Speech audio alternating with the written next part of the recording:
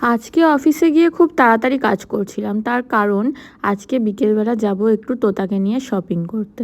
না পুজোর শপিং না, এই বছর বোধহয় আর পুজোর শপিংটা আমার হবে না।